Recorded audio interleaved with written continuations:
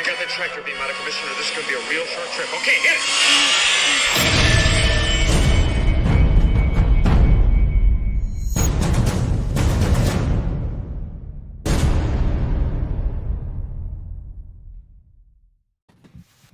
Hey, what's up, everyone?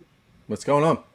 Back at it again. We haven't had an unboxing in a little while, so we got an unboxing coming up here. We're gonna open an RS bust, Sandtrooper bust, and we're gonna open the MYC R5D4. Correct, Chris? Yes. You got that? Yep. Yeah. I got it. So that is what we're doing tonight, and then we've got a special guest on. Ben Huckabee from Dirty Rogue Designs is on, which is fantastic. We haven't had you on yet, so that's really cool, dude. Yes. Thanks for having me. Yeah, and eventually we'll chat a little bit about some of the projects you got going on, Ben. But we'll get to some of these unboxings right now. Steve, how you doing, man? It's been a minute. Yeah, exhausted. Finally got a day off of work. So I know. I can honestly say I haven't talked to you in like 2 weeks, 3 weeks. The entire last month has been. I apologize to anybody who I've just kind of blown off on Facebook Messenger and whatnot. I've been working basically 15-hour days, 7 days a week. So Blackout Don't feel busy. bad. He blew us off too the whole time too. Yeah, exactly. Yeah. But is that Steve? Is that coming to 2 or 3 days left? 2 or 3 days Great. left. I got the next 2 or 3 days, and then life goes back to normal. So. and you get a vacation after that? Yeah, I'm probably gonna take like a good week and a half off. I think. Good. So That's awesome. Yeah. Nice to meet you, Ben. Likewise. Yeah. Are you from the Michigan area? What's with the Tigers hat? Born and raised in Detroit. Yeah. Okay. Very Nice, dude. Dearborn. But yeah. Nice. That's killer. Jason, how you doing, man? Doing good. Things have been busy, but nice to be here on a Sunday night. Nice to be here with you fine chaps. Are you at home or are you in a hotel? What do you think, brother? I mean, it looks like a hotel, but I can't. There's no you have so many rooms. There's no pictures on the wall with. You have a lot of penises. rooms in your home, so I don't know if you're showing us a new room or what are you doing? Just up as a rolling stone. Still in a hotel. I love it. Working. Chris, how you doing, man? I'm wonderful. I just had a busy weekend and just got this cool statue to open up, and Nice. I'm excited. I've been waiting for this one actually. Here's a question, Steve. The sad story is I get paid the same amount right now, even though I'm working Exactly. like 3 times the number of hours. So. Oh, I love it. It's called a salary, right? It sucks. Yeah, Hugh. We'll talk about that Infest Nest helmet in a little bit here. That's one of the reasons Ben is on. So that'll be fun. It looks fantastic. The old background. I think that's the reason why a lot of people in the chat are on as well. They saw that and were like, zoop. That's great. It's great. Ben, your background looks killer, dude. I love that. Thanks. It's it was made, so I could take photographs. So Yeah. This guy's actually on a motor, so it spins. If you get the right angle on it, That's cool. you get Nice. the turntable on it. And I'm right now in the process of having a full size Star Wars door from Galaxy's Edge that I made a vector file for, and that's being CNC'd out. So I'm gonna have an outside display for full builds.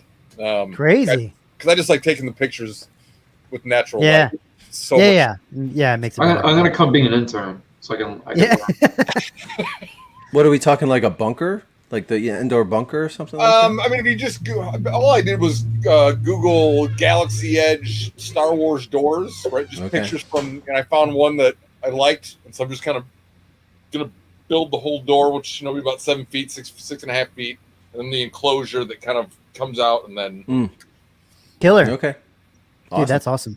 Very Dude, cool. some of that Galaxy's Edge stuff, they just did a fantastic job. actually With that that plate. data pan is from a design with somebody took a picture and modeled it. Oh, and then killer. Shrunk that down and put it on Dude, there. that's awesome. That's a sweet little spot. I didn't know it was that way. 3D printing, Dude, it's crazy, right? What you can do these days, freaking nuts. All right, guys, I'm gonna start banging through that. This has been sitting here for about a week, and it's been tough to not open these, but I waited and just You are a champ. for being busy. So I'm gonna pop these open. Chris, what do you want to do? You want to wait, or do you want to? I'll wait. Go ahead. Open yours up. Okay, I mean you're gonna have to talk. I got to get through these boxes. So Yeah, that's fine. all right, I'll start knocking this out. You guys. Yeah, go he's ahead. doing. You got the HCP Sandtrooper, right? Yeah, I'll let people know what I'm getting. So I've got. I think it was either Dan Newman or someone else put up a post on of their. I don't know if it was a full bust or if it was just I can't remember, but I saw someone with a HDP Sandtrooper helmet. And I was like, man, that would be really cool. And I've been wanting a Call Michael Kitchens helmet for a while. And so I decided, I think towards the beginning of the year, sometime, I hit Andrea up and hit Rob and those guys up at RS. And I was like, man, I really want to get a Call Michael Kitchens helmet. Is it possible? And they said, yeah, we can do that. And then, and I was like, hey, can I do HDP? Like that would be kind of cool. Yeah. So they obliged with that. And I think, I decided to go with a full bust because I have some space for a full bust over here. So it's going to be pretty sweet. Backpack and everything? No, not the backpack. Not the backpack. I mean, I've thought about it, but it's so big, dude. The problem is though, you can always add it later. The problem is though, if you get the backpack, you want to see it. If you put it on the back of the Sandtrooper, you won't see it. Yeah, and the nice thing is, my wife, my wife thinks that the Snowtrooper looks like a KKK member, and so she doesn't really like seeing it in my collection that often. So like, she was happy that I'm putting something in front of it, which is not going to cover it completely, but it is going to. It's something in front of it. Well, so. It took us 7 minutes to get Jason laughing so hard that he's put his video down. I don't know what he's doing. Well, speaking of Snowtrooper, I've decided to take the plunge and go with the full Snowtrooper, the whole thing. That's right. Yeah. That's killer, dude. And nice. and I'm gonna take my bust, the bust mechanism inside, and use that for the TIE Pilot. So I've been talking to Andrea about dude, and Chris, they just put that video out of the Snowtrooper Codpiece, which is very cool. I know. Well, I don't know the difference. I mean, I'm sure if I saw him, I don't know off the top of my head what the difference is between the two, but yeah. By that time, he said that they were going to start implementing the codpiece in right away. So I'm assuming if I order it now, it'll be the new codpiece. You would think so. Yes. All right. Well, Let me they gotta make an extra large size for me, so the codpiece got to be a little bit stretched. I imagine that's not true, but that's okay. I'll let you say what you want to say. So, because I imagine about that all the time, Chris. Yeah. That's what I think about my codpiece every day. Yeah. All right, guys. I'm gonna start breaking through this. If you need me, just wave. I'm not gonna be on mic, so. Do you have a turn? Do you have a setup that you put it on, or what? Okay. Yeah, I got this guy here. Nice. Steve, do you even know what's going on in Star Wars land lately, or what? I know, right? Honestly, I didn't know much at all. I had today was the first time I was scrolling through things and looking like, oh, okay, just doesn't look like there's a ton. No, there really wasn't, actually. Honestly.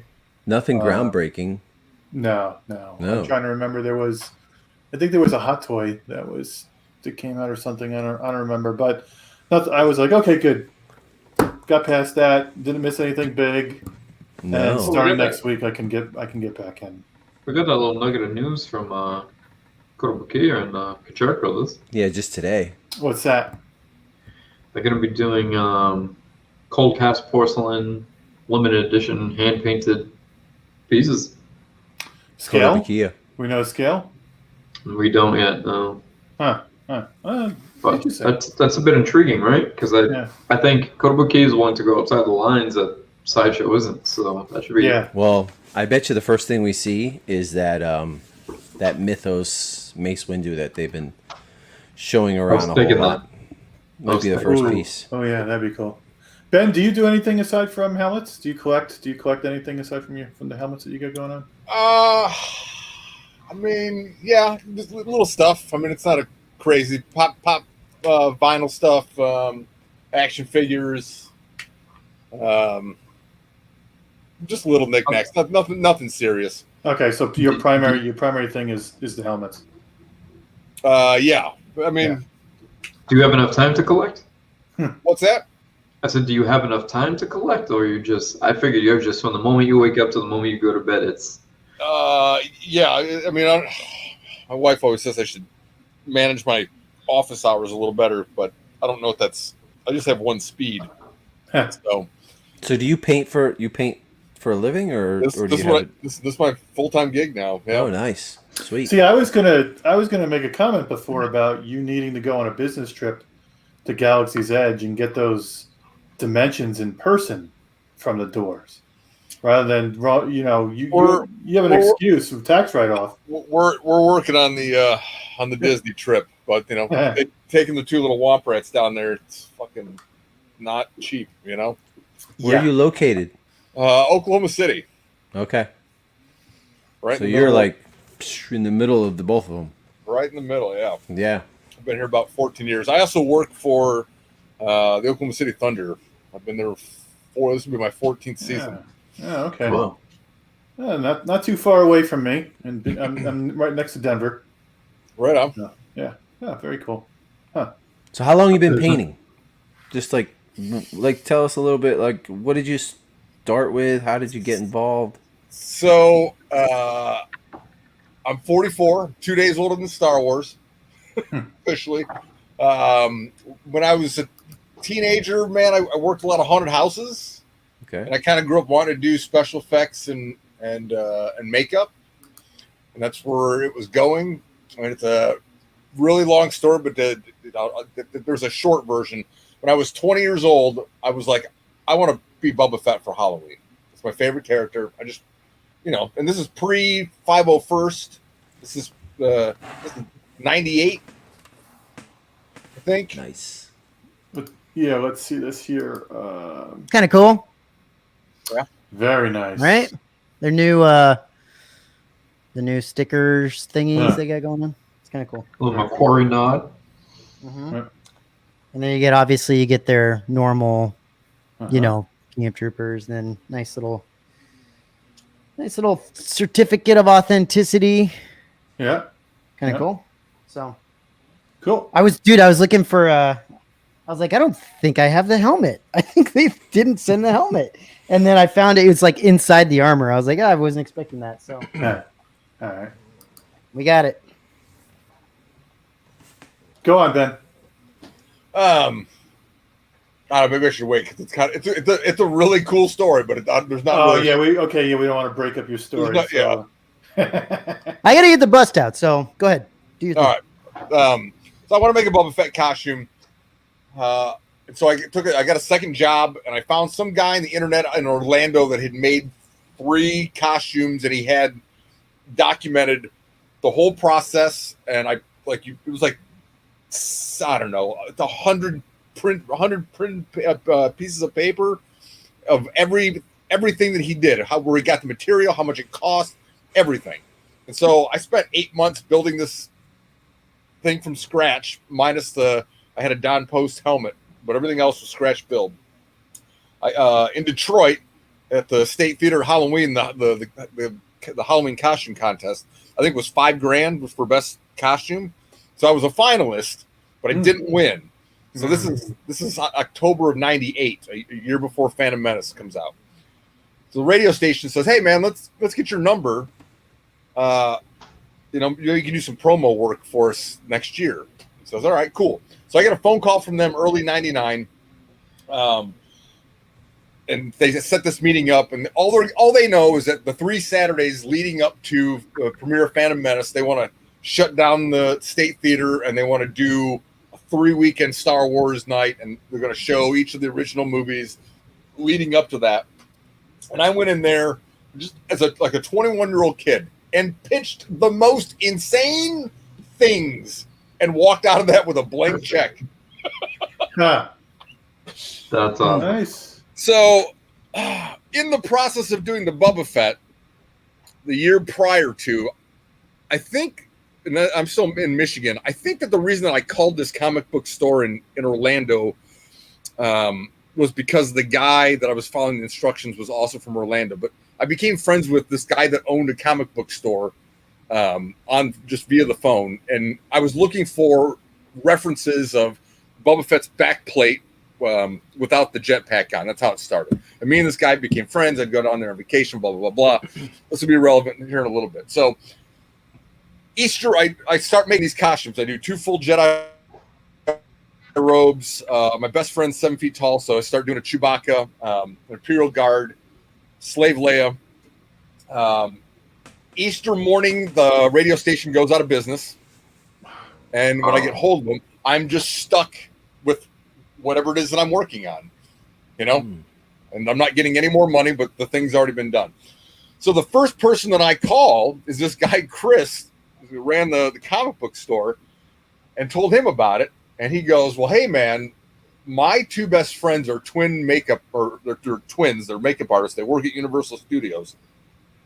And they've been contracted by Disney to do the 4-day premiere of Phantom Menace. If you fly down here, we'll use your costumes for the premiere. So I flew down there and took my Chewbacca, took all these costumes down, and literally got off the plane, got this huge box of all the costumes, went to the comic book store, met these 2 guys, pulled out my costumes, and within like literally 10 minutes of meeting them and them seeing my stuff, they went, hey, if you move down here, we'll get you a job 100%.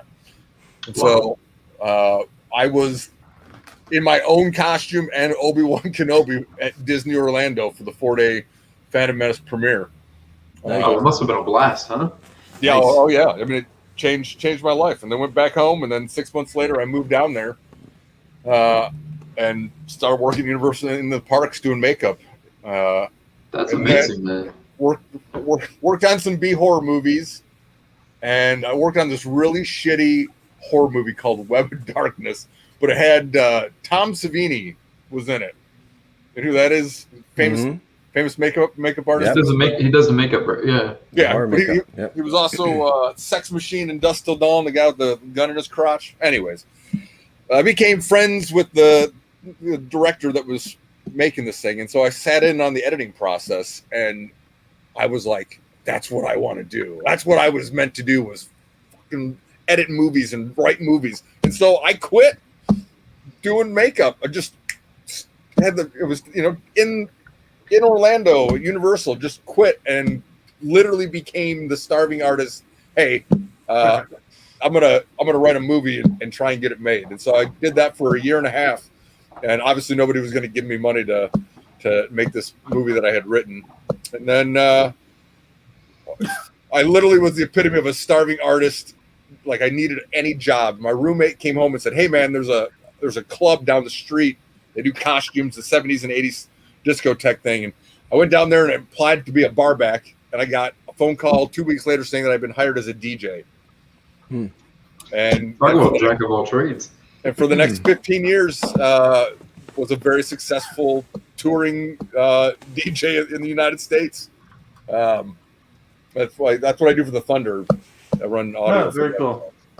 And then all because your passion for Star Wars, huh? Right. And then some of the last few years, right? I decided, hey, I want to start making Star Wars stuff again, and it just snowballed. It just took off. Yeah, that was good. That was kind of quick because we hooked up about a year and a half ago when you first Dude, was like you just made the transition of like, hey, I'm going to do this full time. So, I work for the Thunder, so I was at ground zero when the pandemic started. Right, the game that gets canceled and then everything snowballs after that. So that literally happens on March 11th of last year, and then I think less than 2 weeks after that, I saw some people that were looking for some Star Wars stuff on some of the Facebook groups and reached out and took on a couple commissions and then put that out. And it just has snowballed over the last 12 months. Was that the bunker bomb? No, it's just, no. Can't afford Just kidding. it. Yeah. Yeah, Bunker Bomb is amazing. Once I saw that, I was like, okay, I've got my guy for paint jobs moving forward. I appreciate that. Always. Yeah, hell yeah.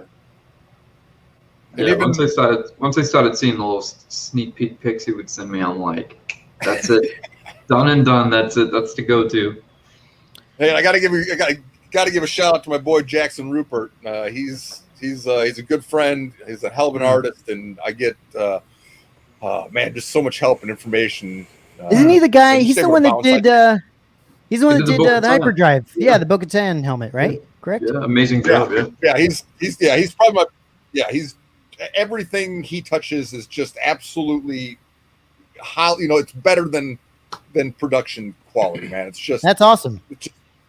Yeah, so we talk daily, and we're always trying to stay ahead of the curve, and we do a lot of mad scientist shit behind closed doors just to keep our game sharp. Very cool. So you're rubbing some nipples there, Matt, while Ben was talking. Very smooth, very clean. This is their bust. This is the RS bust. I didn't notice. Maybe it's just this one. There's Velcro underneath this. Oh, is there? So I don't know. I don't think I ever saw that before. Yeah, I haven't either. So I don't know if has something to do with this specifically. I don't. Okay. Is this your first bust? No, I've got the Sandtrooper bust. That's right. Okay. But that's the thing about RS stuff. Like, there's no instructions. Like, you got to like put this thing together yourself, and which is totally fine. I'm cool with that. But the Snowtrooper one gave me a little bit of. I had to figure that straps. out. Yeah, Chris, you had to figure out the straps as well. So I'm sure mine aren't right. I'm sure they aren't. Yeah, I don't know if mine are right either, but whatever. It looks good. So let me get into some of this. This is the actual like armor and helmet. Steve, did you ever look into finding like a mannequin? Because I'm gonna need a mannequin for my Snowtrooper. So, you mean like a full body mannequin? Yeah. I mean, I did some basic. Yeah, I did some basic research and whatnot on it. I mean, the guys over at RS, specifically Rob, said get a female mannequin and then wrap it, pad it up to fill it out. I'm guessing that's because like a male mannequin might already be too full in certain areas, and so if you start with a thinner mannequin, you can build it up where you need to. Well, yeah, those English guys from the '70s are like built like women. Well, they are. I mean, they are. They weren't big guys at all. When they did, even Mark Hamill, when they did his original Tatooine suit, it was a waist 28. Yeah. I did buy a mannequin from waist up, right? For my Luke. I have a Luke gi and all the belt and all that stuff, and I'm pretty happy with that. But a full mannequin, I don't know if I don't know. I wonder if the company that I use for that half mannequin also does full mannequins or not, because I'm pretty decently happy. Was it pretty pricey? No, not at all. No. Okay. Do you guys? Do any of you guys keep your RS boxes? No. Yeah, I do. Dave, you do? Because I have, I have this storage unit. It's like you have unlimited space. I can throw whatever I want to in a storage unit for now, at least. Well, my storage unit's filling up too, but I don't. I just keep the little black box for the stand and the cards. I don't keep the box. Yeah, I don't keep the box.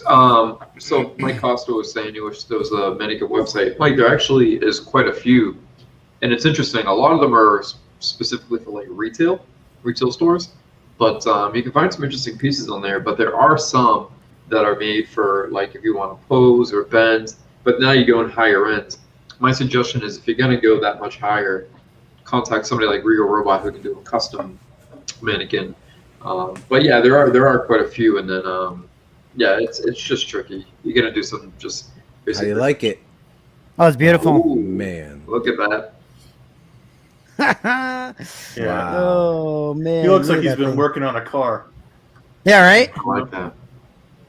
They just RS just RS dunked it in their new toilet room that they got and picked it up. Yeah. It's fantastic, Matt, though. It says many of the RS Plus have Velcro on the other side to attach the undershirt. Okay. What's that made out of? This is HTP.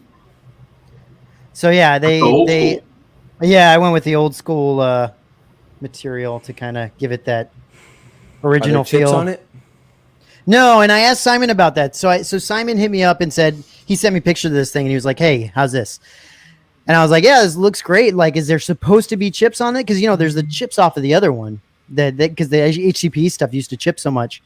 And he was like, "No, I looked. He looked into it, and there's no chips on this specific helmet. So, maybe there is now, like maybe after it's been sitting for so long, it's all chipped up and worn away. But in production there wasn't. So, and then there's green lenses inside. There's it's lenses, pretty. or is it the lens paper? It's the lens paper. Yeah. Okay. Yeah. It's awesome. I mean, you can see. I don't know if you can see. I don't know if you can see it from here. The lens paper inside. Yeah. Do you keep that foam in there? I always take it out. Yeah. Yeah. You always take it out, Chris? I leave it in. Yeah. Actually, I usually leave it in. Ben, what do you think of that? What do you think of the look of it? So, I didn't hear you say it again. What do you think of that? What are your thoughts? Just curious. Listen, it looks great. The thing, like, sometimes people hit me up for Stormtrooper stuff, and I'm like, I don't know anything about it. It's not my, like, you know what I mean? Like, it's just one of those costumes that either you're all in on knowledge of the original Stormtroopers, right? Or you don't know anything about it. Right. And I'm very ignorant and novice when it comes to anything Stormtrooper. I'm right there with you, Ben. Well, I think it's a fair thing to say, especially as somebody who does paintings, not.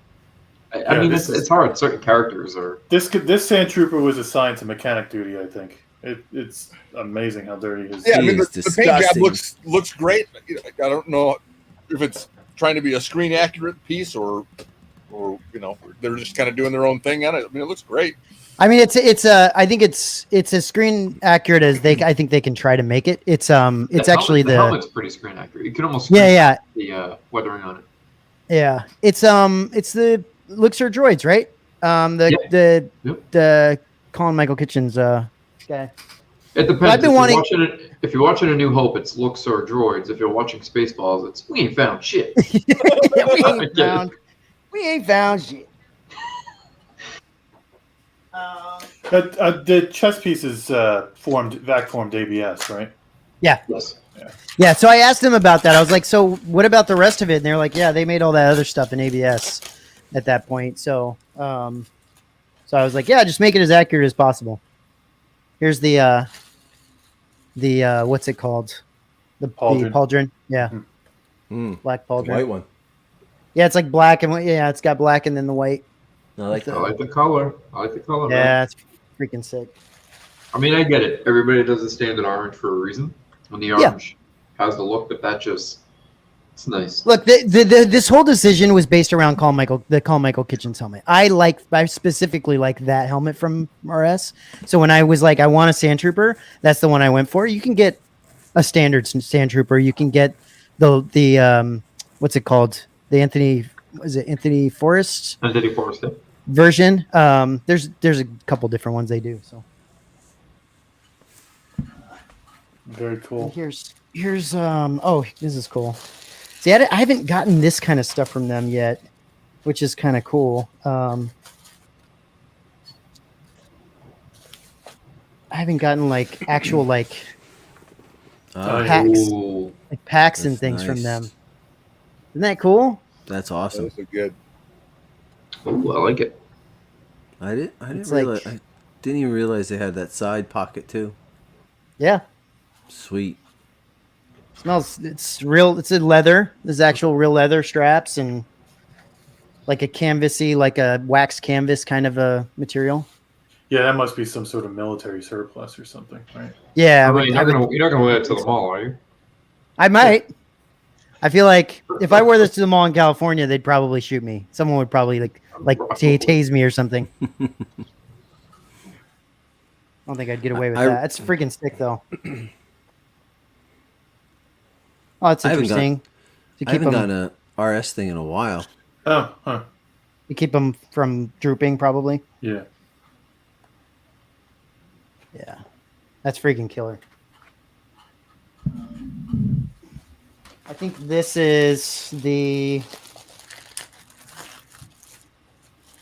under. Well, neck sail and chest piece, yeah. Yeah. That's really cool. It's like a rubbery. Dude, it doesn't make you want to try it on. It doesn't make you want to put it on. Kind of, yeah. It's making me want to put it on. I would pay money for him to take his T-shirt off and put that on. What do they call those? What do they call those fake turtlenecks? What do they call those? Mock turtlenecks? Dickies? What are they called? The ones that have just like the square in the front? Dickies. There you go. Yeah, I think the Dickies. Yeah. I'll go try it on and take a picture and send it to you guys. I don't know if I want everyone to see this, but I do want to try it on. So hold on, I'll be right back. I can see it in his eyes. I knew it. This is great. This is absolutely great. Funny. I want my money back. Throw him some dollar bills. Man. So let's see. So you've got a couple. Let's see. You got a boba over your right shoulder and a boba above your head, or some looks like a. That's Revan. Revan? Is that Revan? Oh yeah. Okay. Sorry, I couldn't tell from that angle. Why don't you talk a little bit about those, Ben? So, this guy. This is probably my favorite piece.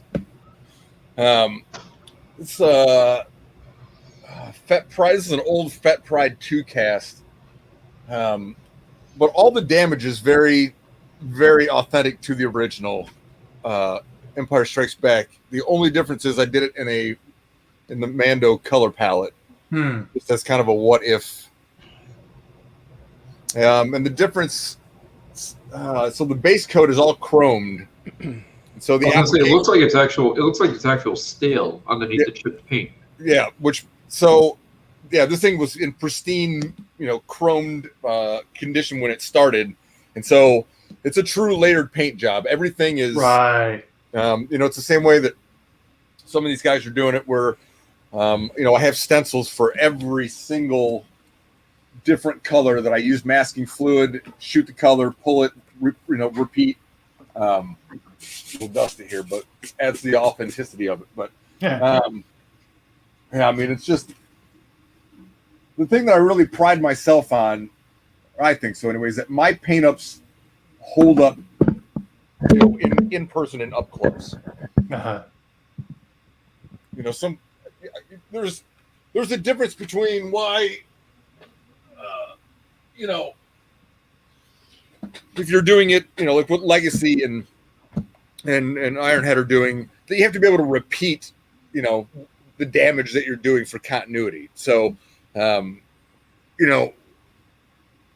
stuff those helmets look great on film, but if you had the real thing in your hand, you go, oh, yeah, that doesn't look real at all, And so I think that's really the difference of the things that everything that I make is that the advantage that I have over, say anybody that's, making them in Hollywood is that I have way more time to put into a single project than they do,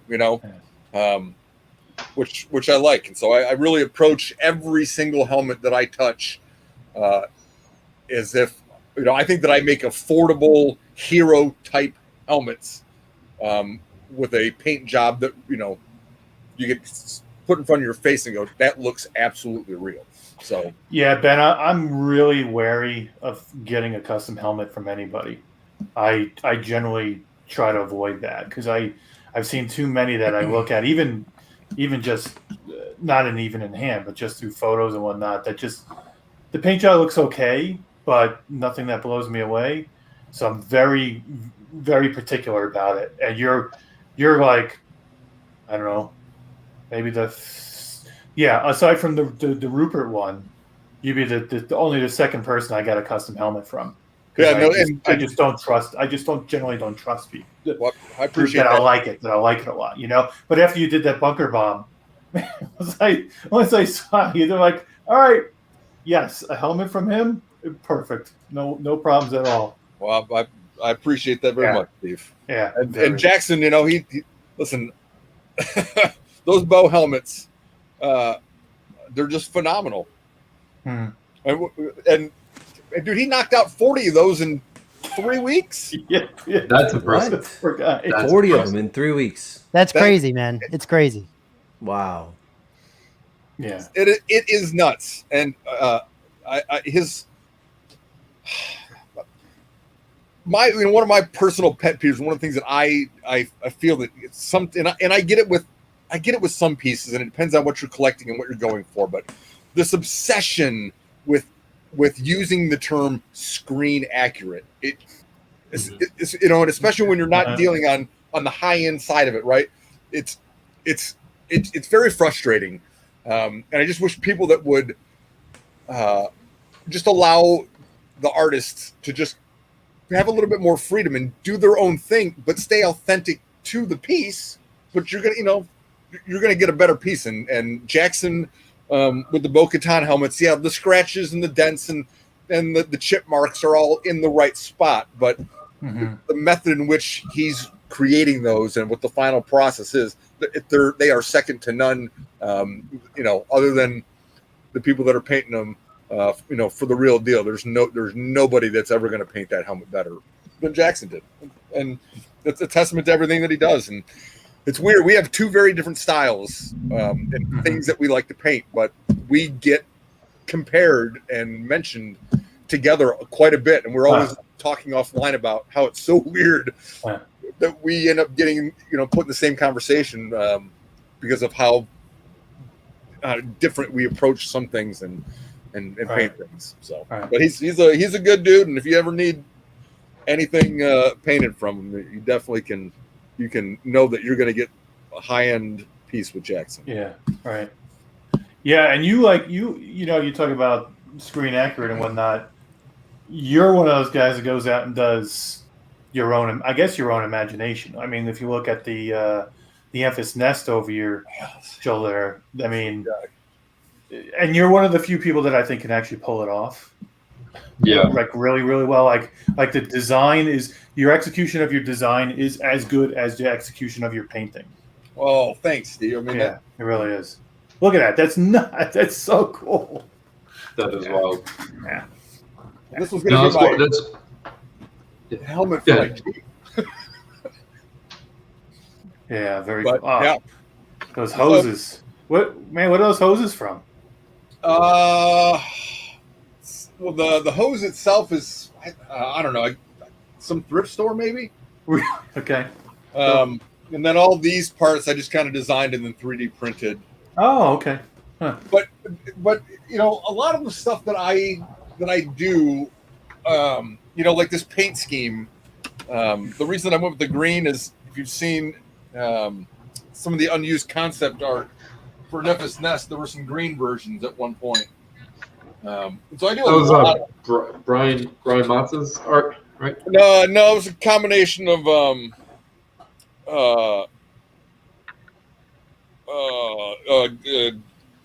what's his name? Glenn Dillon. Oh, that's right, Glenn. I think maybe Adam too, right? It was Glenn, and then Sam Williams did the sculpt, I believe.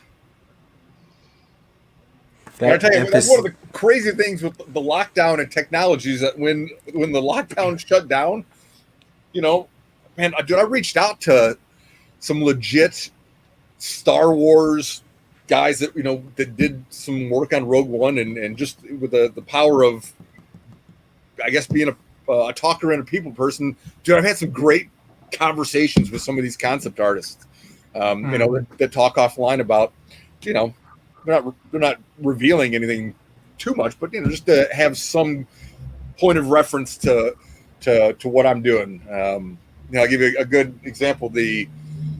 That custom green Shore Trooper that I did with the Sabak card. Yeah.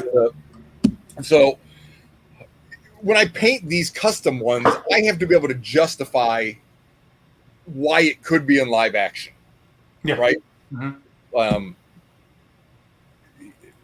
If I can't find a reason for why it could show up in live action like that, then I won't paint it that way. You know what I mean? And then that's kind of the problem with, not the problem, but where you run into problems with people doing their own custom or own takes on established things. It's really hard to take something that's so familiar that you know and you love, and then do something like this to it that doesn't exist anywhere, and still go, oh, fucking yeah, that could be in there for sure. So there's a lot of research on my end that goes into unused concept art, what just what could have happened. Anyways, I found out that on the Shore Troopers, for a while they hadn't decided on a color, and that color green was what they were, or something very similar was what the Shore Troopers almost ended up in Rogue One. And so me hearing that is validation of my process going, all right, maybe that could have been that way. You know what I mean? Was it the green color of the tank trooper? The not the one from Mando? Is that the same color? No, it was the way it was relayed to me was just a kind of an olive green military type look to it. Okay. Yeah, that Emphas Nest helmet reminds me a lot of from Mad Max, that Crazy Joe character. Very much. Did you get anything from that, or did you kind of draw off that? No. So I feel like it looks like a two tubes almost. Well, it is. Yeah. This is the mouthpiece of two tubes. Okay. There's another part. I don't recall. But yeah, so when I don't try and mix timelines for the most part. So when I'm designing a piece or doing custom stuff, I try and make it. If I'm going to use different parts, I try and source those from other characters around that same timeline, so it's not so far stretched. You know what I mean?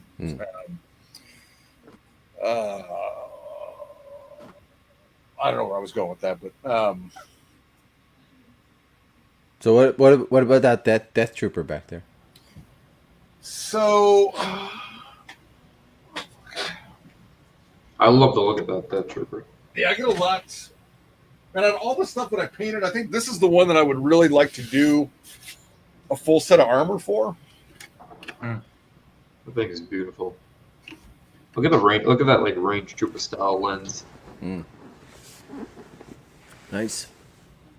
And I mean, it's really, really chipped back. And on this one, not only is the paint chipped back, but there's it's a very dull clear coat, but the clear coat was also masked off. So you get, there goes battery on the light.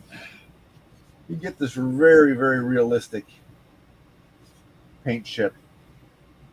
All right. Nice. Yeah, it just looks like a nice battle worn. Yeah. The elements have just gotten to it. And, yeah, for sure. Wow. And I see a McQuarrie Vader back there as well. Yeah, so this guy was, I don't know if you guys have, let me turn this TV on just so I can get another light source. My batteries might die on my lights here.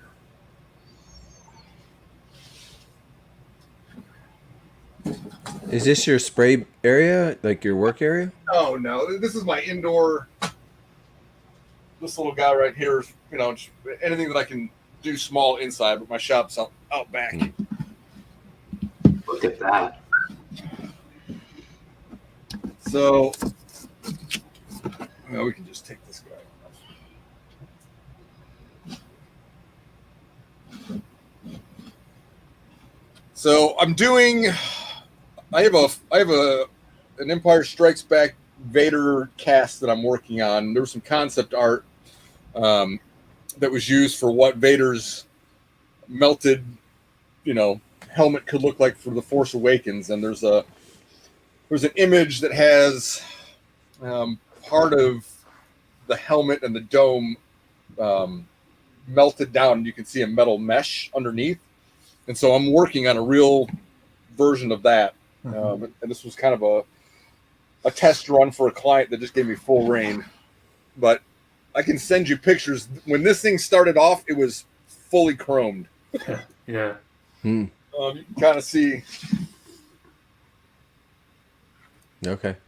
some of this. But it really goes through an extensive weathering process to. I mean, it's very melted, or at least it looks like it. These chips. Huh. Very, very cool. Huh. With the way you weather helmets, I can only imagine how well that would look on the vehicles. Yeah. How it would look on what? On the vehicles, like the models, the scale models and whatnot. Oh, I know. Where'd Matt go? I'm doing, I think I'm going to be doing some of these AT-ATs. Get a few of them, right? Yeah. At least two. There might be three or four. Oh, you better have me on your list, Ben. There's gonna be a few, Ben. You're probably gonna have about 10 by the time by the time they come out. But it's like the model world is so different from what it is that I do. So I've slowly but surely joined a few model groups and kind of being flying the wall and seeing how I can take what I do and learn some stuff from what is already established. I've been looking for something new to tackle, because you don't want to stay complacent and just continue to do the same thing over and over and over again. I don't want to be just the guy that makes crazy weathered helmets and that's all he can do. One trick pony. So doing models is fun, Ben. Doing the models seems like a natural step, and man. We got a project we're working on. Rescue. I'm doing a 1-to-1 rescue and Iron Man bust, and these are all rescue paint samples. Huh. Okay. Working on that clean shiny game. Doing some Marvel, huh? Dude, it's become a bit of an obsession. I mean, every single one of these is a different paint. Yeah. I'm just trying to get it right. Jackson and I are both doing some rescue helmets, and you lost Matt. That nice clean clear coat application you get going on is going to look really good for something else. Yes it is. yes it is. We'll keep that in the bag for a little bit, but yeah, you guys. It's gonna be fun. It's gonna be fun though, going over all the little. Because Chris, I remember we talked about doing like a Pantone swatch of different colors and opacities and things like that. Because you really, sometimes blue is blue or black is black. You don't realize all the variations when you start going to the different, And lighting and the camera that it's taken on are just, it's. Oh, that's make or break, right? Oh, it's so frustrating. I hate taking pictures of things, and it just doesn't look the same at all. Yeah, I'll take especially when you need that reference, especially when you're trying to use it as reference. Yeah, because you have to take a picture of it and then look at the picture matched against what you're looking at another picture. Because it doesn't come across. Like I try to take pictures of my stuff, and like if I send it to Jason or whoever, and I'm just like, God, this picture looks fucking terrible, but it looks completely different in person. It's brutal.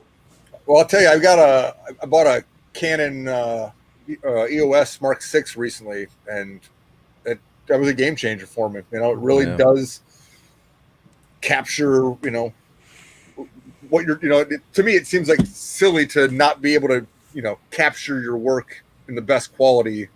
I agree. To be able to document it. Especially if it's your livelihood. Yeah, for sure. So pretty much every picture that I post of my work is shot in camera, and there is zero post-production on it. Yeah.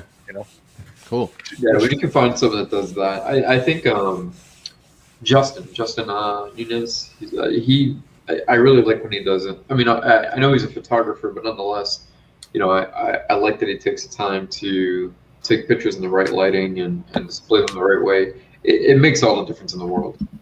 100%. Let me plug this battery in here. There he is. Oh, we expected you to come back on topless. I wish. I tried it on. It didn't fit. So it didn't even go over my head.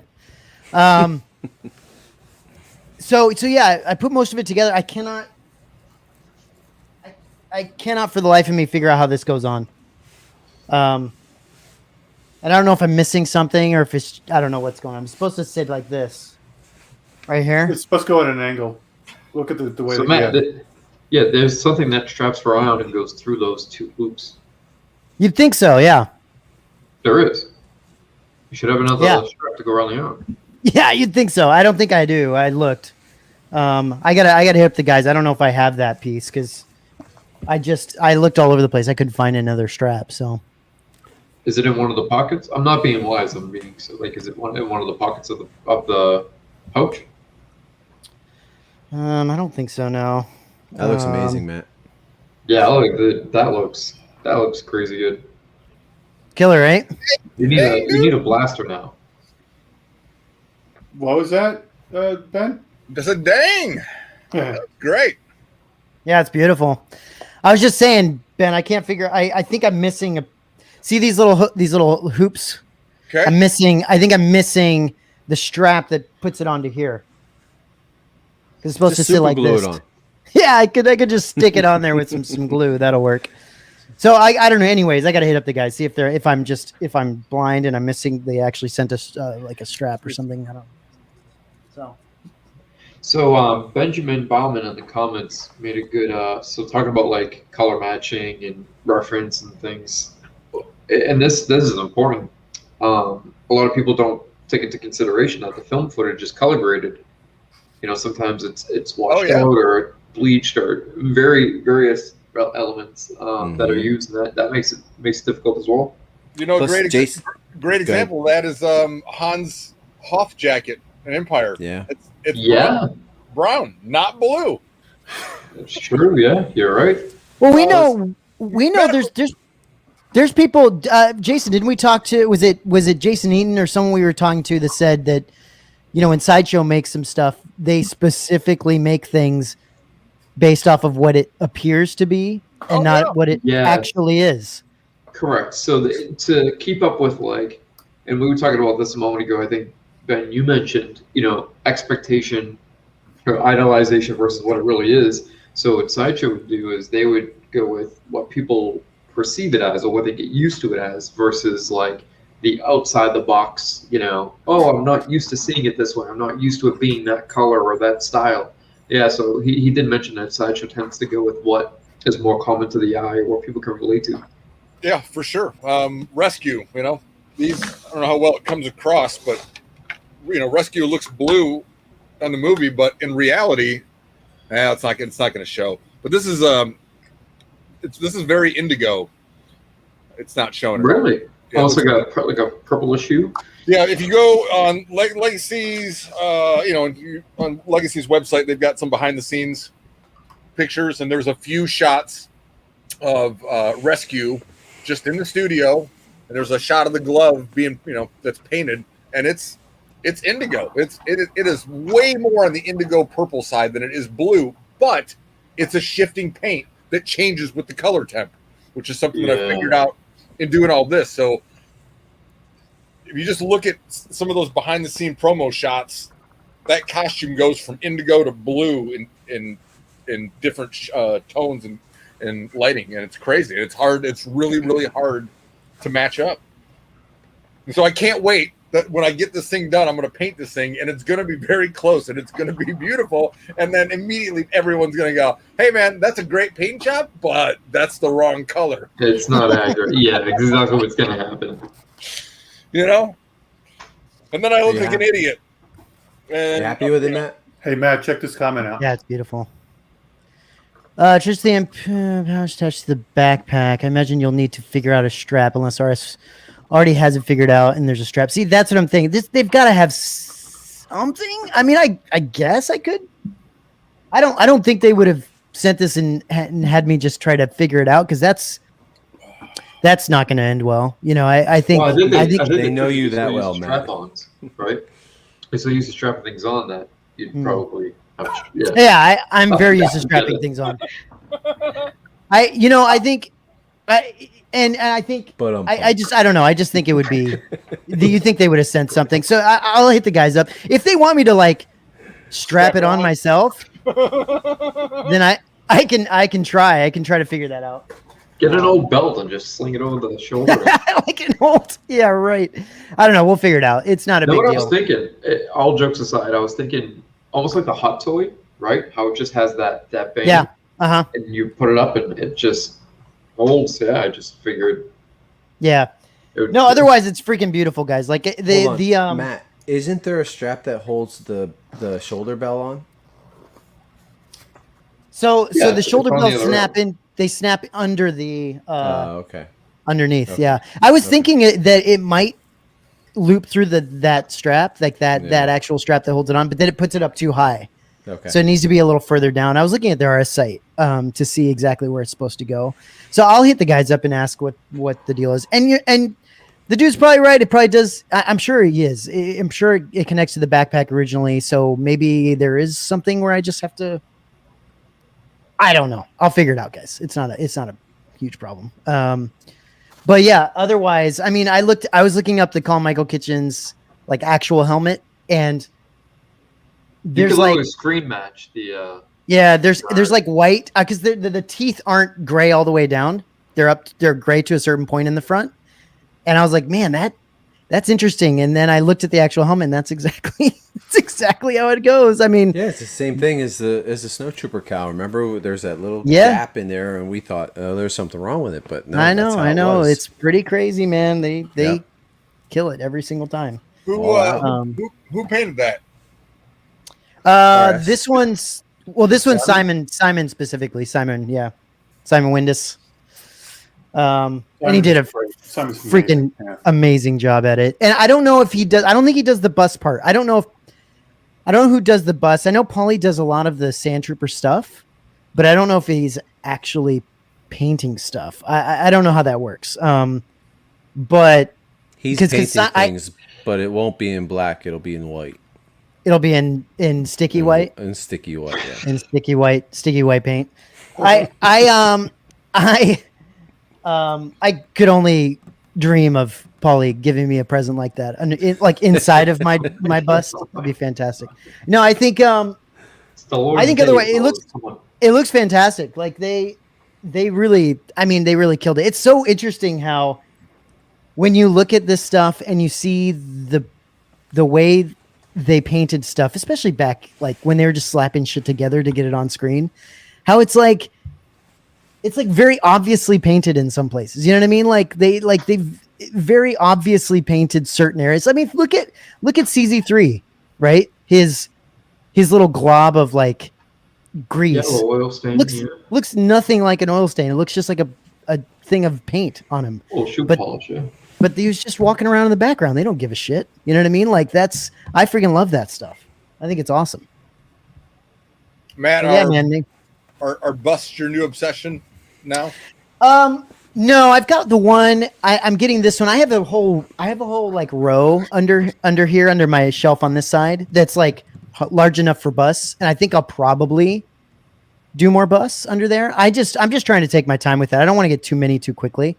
But I do plan on hopefully getting an AT-AT driver when RS comes out with one. Yes. And maybe a Veers. I don't know if I'll do a Veers, but you're gonna do a TIE pilot bust. I've thought about it. It'd be pretty cool.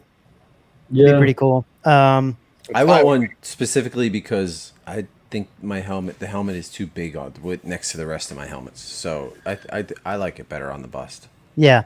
The cool thing about this stuff is the AT-AT is the same thing though, Matt. It'll need a bust. The cool thing is you can put the helmet however you want it. So if you want him looking off, like, you know what I mean? Yeah. Which is kind of cool. You know, like you can actually make him like do different things with his head, which is pretty sweet. I mean, their bus system is actually really nice. I think it's like I don't know. I can't remember what the actual bust that they use is from, but it's great. It works perfect. So it's easy to put together.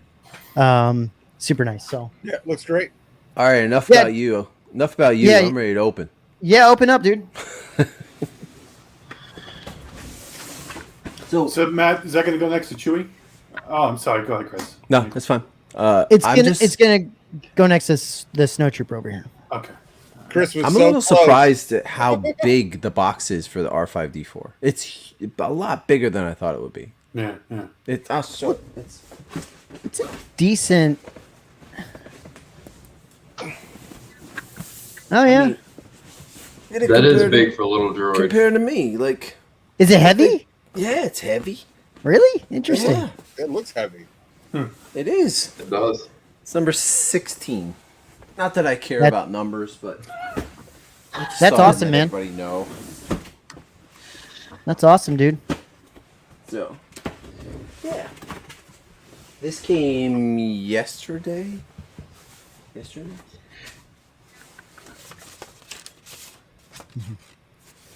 that. This little card. Mm-hmm. And as we're unboxing this, again, just another happy birthday to Michael over at MYC. Yep. He just sold Chopper. And I love that picture with all the different droids.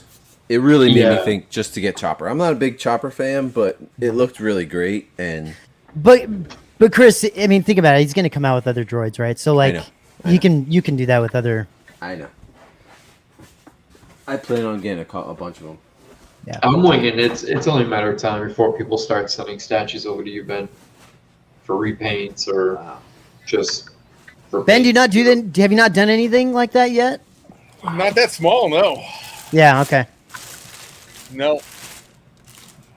You're getting a couple the Merlin model AT-ATs, right? Aren't you? Yes. Yeah. That's cool. That's cool. Holy crap. I love that. This base is freaking awesome. Oh Nice, dude. Look at that sucker. wow! Oh, look at the sand. Yeah, I like it. That is freaking gorgeous. I'm mad. Dude, Chris, that is bigger than you thought, huh? I mean, look at That's that a thing. lot bigger than I thought. It takes up this whole round, Yeah. this whole Lazy Susan. It's the That's whole crazy, thing. dude. That's freaking crazy. Wow. Perfect. Chris, give us a quick chicka chick. It's a little. Yeah, there you go. Here, wait. Go DJ. R5D4. Telling you, dude, this base is absolutely insane. Just I can't that's even really pretty. explain how awesome it is. And I like the different textures in the I sand. love it. God, Yeah. that base is How's the weathering on the feet, Chris? beautiful. Let's see if I can get it up close. Nope, you can't. Nope, That's I okay. can't. I like the base. I like how clean the base is. Like even the black with just the. I like that. Freaking awesome. Wow. Smells. It's so high. It's so hard to. His drops just sell so quick. I'm telling you, Yeah, this they base so is fast. almost as big as the TIE Fighter pilot. It is seriously big. Well, I think here's the thing. We think droids, right? And we tend to just, droids are small, but they're really not. If you look at R2, you look at they come up Right. past the hips of most yeah. characters that are, almost 6 feet tall. That's There true. was a person in R2. Yeah. Exactly. Yeah, that's exactly. A living small person. Yeah. As opposed to a dead small person, Matt. No, as opposed to a drone, a freaking droid that's being run by a freaking computer. Okay. Close to a dead person. I am Good place to hide a happy. body, right, Steve? Yeah. That looks killer, Chris. So happy I got this. This thing is I'm amazing. jealous that I missed out on this. Yeah, I gotta it go- should be. Yeah, that's I gotta go scour the internets to this thing. That's got some weight to it, right? It does. It looks Pretty like. heavy. Know what I love about R5? Alright, there's no getting passes. Those Woo. colors are so 80s. They are. You guys They remember are, the yeah. striped socks that pulled up to your knees, right? yeah, the cream With and with the three looped. It was always Yeah. that red and blue, the three circle. Come on, we all Yep. wore them, right? We're all old here. Yep. Yeah. Well, Older. older. How old are you, Ben? Ben, you're older than Star Wars, so 2 days older than Star Wars. So do the math, Matt. Do Okay. the math. I'm not good at math. That's right. Matt. 44. Okay, there you go. Scouts now. My wife says I work that bit of information into every goddamn conversation I have. With you. Oh, it's a good it's a good lead.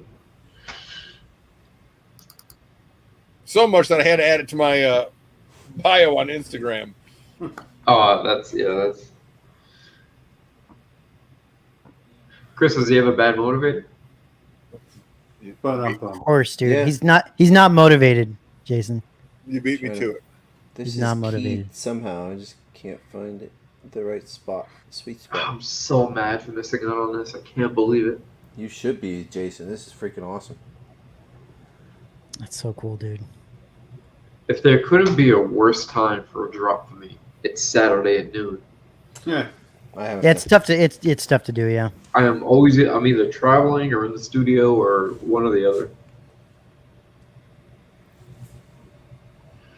Greg says this base makes him more excited for Emphas Nest. Yeah, Emphas Nest is going to be pretty amazing. There we go. Especially now where we simplified it. Yeah, he brought it down a little bit more. Looks really nice. Sand and just, This thing is so worth it. Holy crap.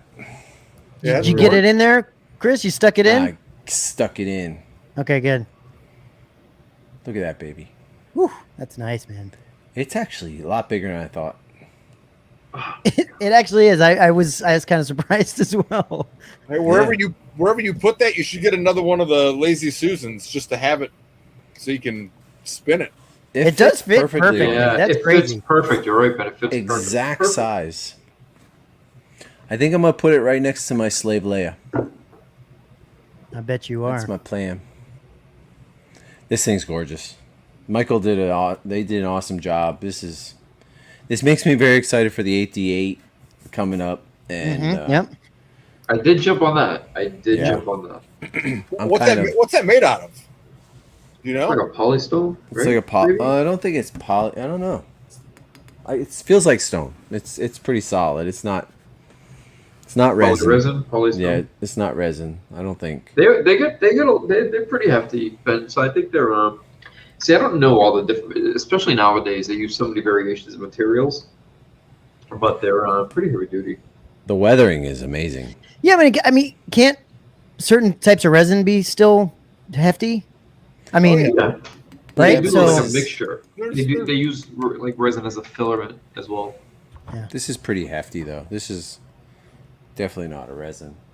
And you know what? Inside these reflector parts, there's like a green tint to some of them, and a gold tint. So it's almost got like that like light refraction, right? Yeah. Like that really holographic, yeah. Oh man. Jason, you have to find this somewhere, huh? I gotta go pay 3 times the amount somewhere on eBay. I know. This is awesome. You got to get it, Jason. I know I do. I don't know. Maybe Steve, you somebody didn't- will- Steve, you didn't jump on this, correct? No, I didn't. Yeah. And seeing how big it is, it's like, oh, maybe I should have. Well, it's actually honestly, it's good to know now what kind of sizing these things are going to come in as with these because this is the first one, isn't this the first droid he did? First droid, yeah. So it's nice to know now kind of what you're looking at for future And releases. honestly, okay, so this was what, $500, something like that, real close to that. There's a lot of material here. It's beefy. It looks thinner in the video than it is in person. Like it looks like, man, it's like size. It's like the thickness of like a big Gatorade bottle. Don't be a girthist. Don't be a girthist, Chris. Yeah. I have the Sideshow statue. Okay. And a life-size version somewhere? She's in Florida right now. Okay. Yeah. Got you. And who's the artist on this, Chris? This is MYC statues. MYC sculptures. I was gonna show you. There's so many people. Well, not so many, but there are some people just making amazing things. It's crazy. Yeah, we're just loving. It really is. We're loving it. MYC's stuff lately. It's just hit after hit after hit after hit. Ben, we talk about this all the time. Like, I mean, look at Sideshow, right? Sideshow's obviously licensed, and they make good stuff, but they also don't take any risks. You know, They used to take a lot of risks and make a lot of unique characters. They don't anymore, at least not currently. And so, it falls on like other people to fill in the gaps and go, well, Sideshow's not going to make an R5D4 statue. They're just not. They're not going to.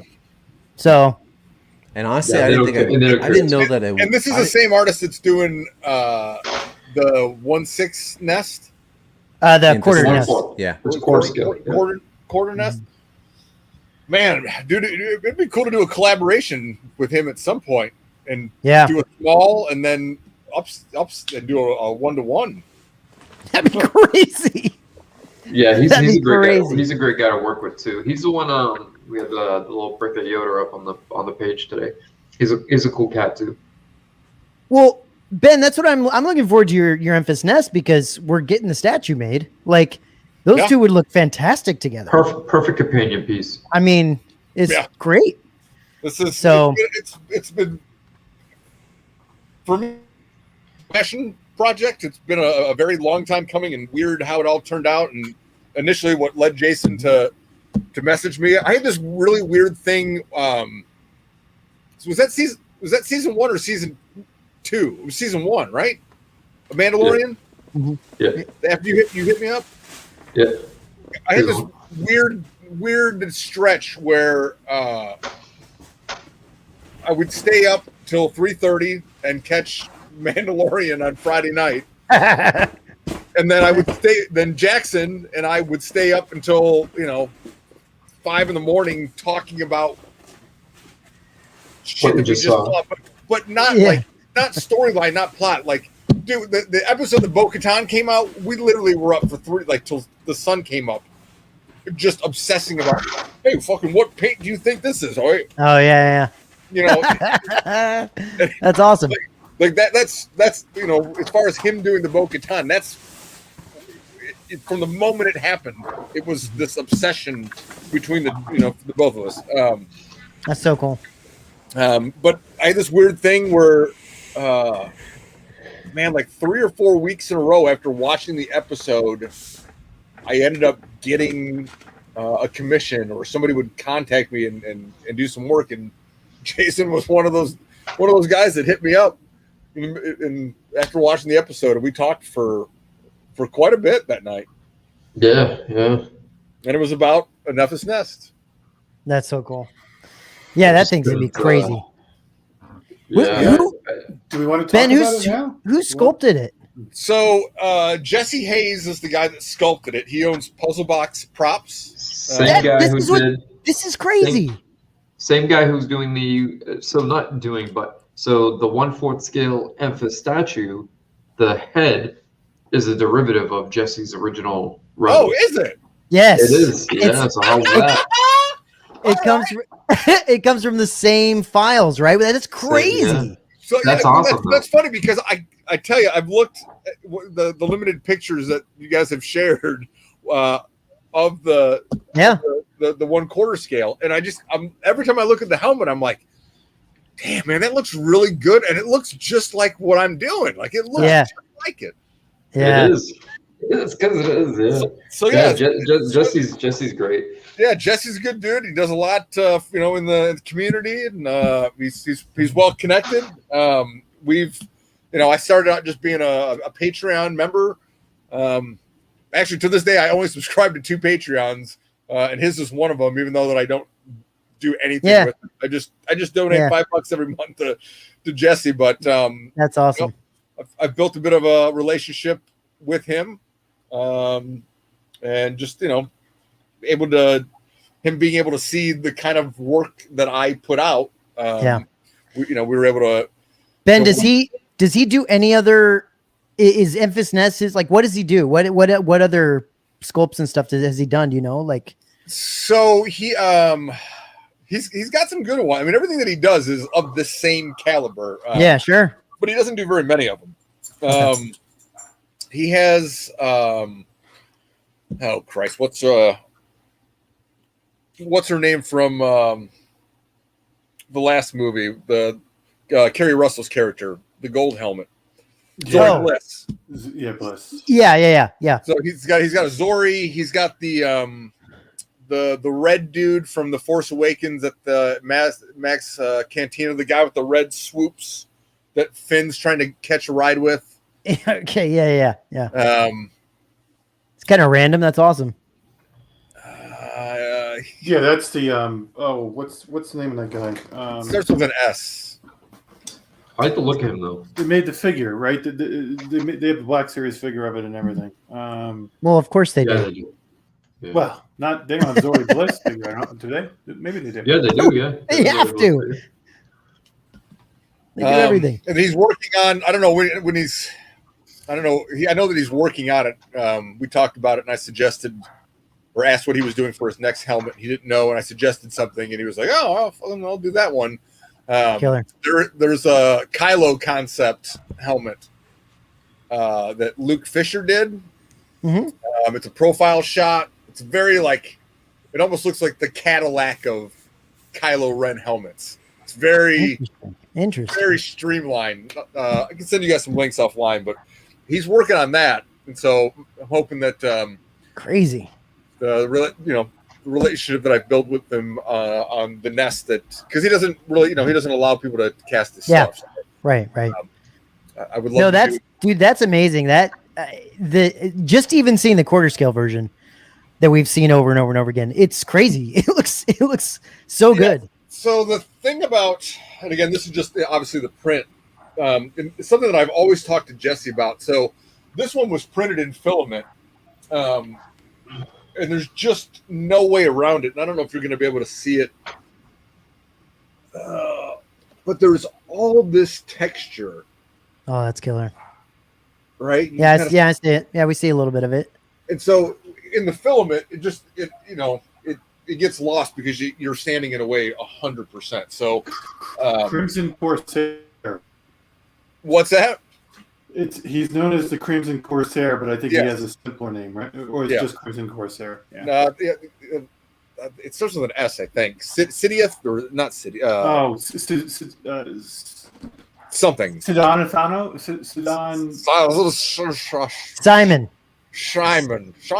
Simon Corsair. So I was always telling Jesse, someday I have a large format resin printer, obviously, and I think the day that I bought it, this was like the thing that I was the most excited to print because I knew all this insane detail in Jesse's model is going to come through. The kicker is, this isn't the one that's going to get molded because my buddy has. So my printer's just. It's not big enough to do full helmets, and it's not anywhere close to being able to do this because it's a very awkward print. So my buddy has the Phenom XX that he can print this all in one print. So we're going to be reprinting the Nest because I don't want to have to fuck with these seam lines and have it be apparent in the finished paint job. Mm-hmm, mm-hmm. Yeah. What's going on? Anything going on the inside of that helmet? So there is, and I'm not sure. I guess I could show you. So there are details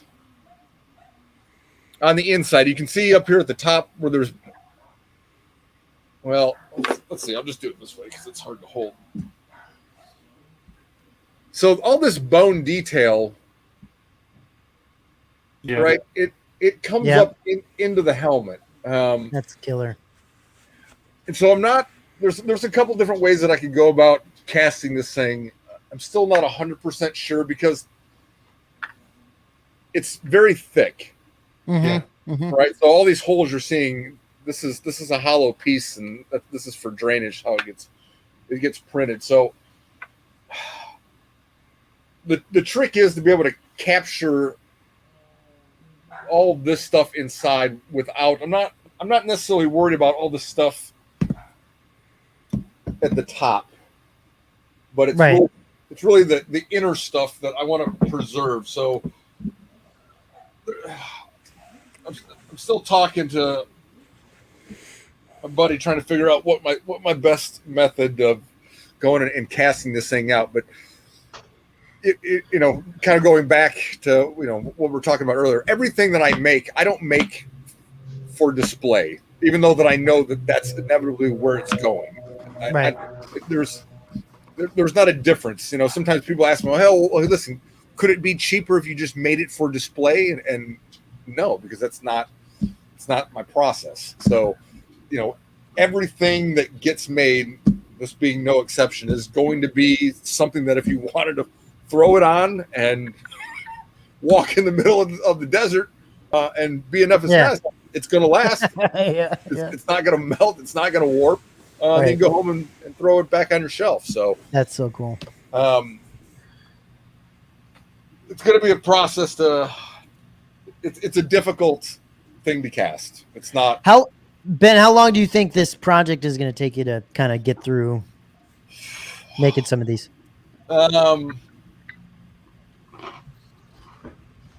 It's hard to say, man. It's hard to say. So do you want to give people an idea of what you're thinking of doing with this? All right. So ideally, I think what's going to happen is we're going to do, and again, so my runs are very small. Like if I do 10 in the first one, I might do another run of 10, but it'll be a little bit after, and there definitely will not be any more than 20. It's just I am not built to do things over and over and over and over. I hear that. I have too many ideas, and I'm like I do when people ask me how long are you thinking? I go, listen, I suck at the ETA game, so 12 to 15 months. Yeah, sure. I don't really work on this is a little bit different, doing a run of something, but I typically don't work on commissions in the order that they come in.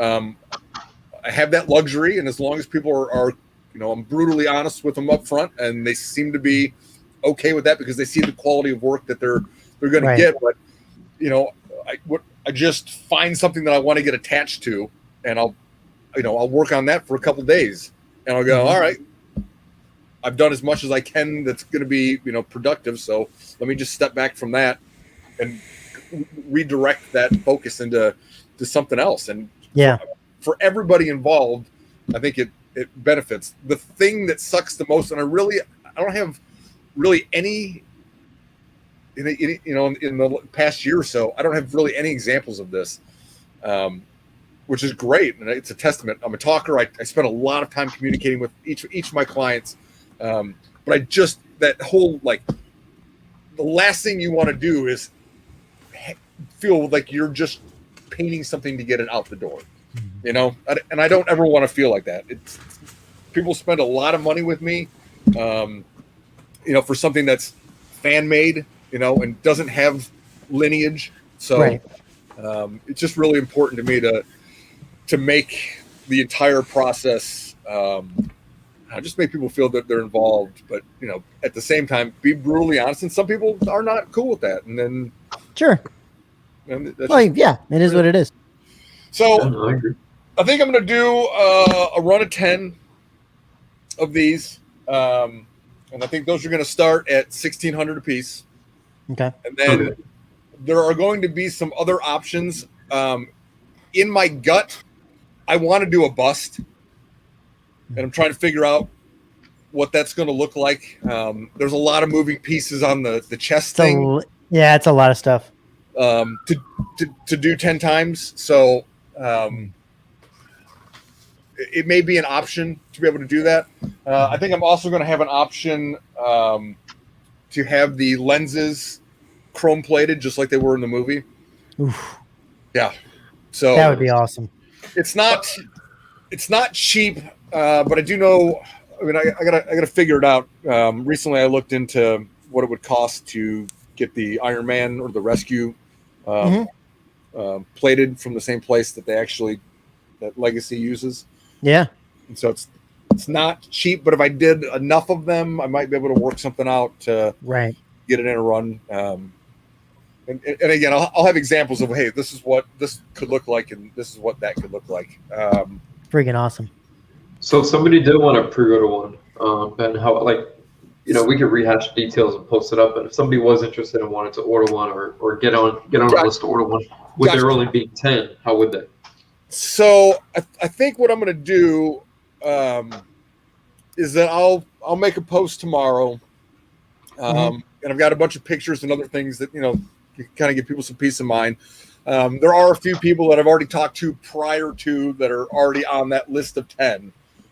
So if I get more than 10 for people that want to pre-order tomorrow, so basically I'm just going to have everybody message me directly. And if I have over 10, minus the few guys that are already on my list, I'll just put names into a hat, and I'll just do it fair and draw the remaining number, and we'll come up with that 10. I think I'm going to require down. I think I'm just going to do $400, just a quarter deposit of it, and then I would say turn around on these 10. I would say 6 to 8 months. That's what I'm shooting. So that's reasonable. That's what I'm shooting for. Killer. I think for doing something considered as a, you know, doing a run, I probably want to put a little bit more priority on fulfilling that end of the bargain rather than the individual. So I think that's really reasonable. Ben, with us three, and then the other people on the list, you're gonna have like what, three spots open? like what's going on? Wait, are three of the four are in, right? One who's not in? I think I would. I think I'd be down for it. I'd love. I've been on that list for a year. So I haven't been for a year, but I'm on the list. Oh, I might. All right, I might have to make it to 15 then. Fuck. Chris, are you gonna get this? Yeah, probably. I am. All right, well, there's already 5 for sure. Yeah. All right, I'm glad I said something, because I was like, geez. I mean, all right. So it's going to be a run of 15. You heard it here first. 15. Yeah. Well, Mike, if you're things change. Things Mike, change. You made it. I love it. Yeah, Mike's on the list. Mike was the 5th. Oh, cool. Very cool. I woke up this morning to a text message. He said, "Hey, it's Sunday. Do you want to take my money?" I love it when somebody says you want to take my money. I love it. I said, "This must be what owning a church feels like. You just wake up Sunday morning, people just throwing you money, bro. Hey, open that wallet up. Here we go." So Ben, earlier we talked about screen accuracy and all that. Is this a helmet that you're going to go for screen accuracy on? Oh yeah, for sure. Yeah, for sure. I would say, yeah. I mean, I will exhaust all resources on anything that I can to be as accurate to that paint that I possibly. You know, at the end of the day, and you always.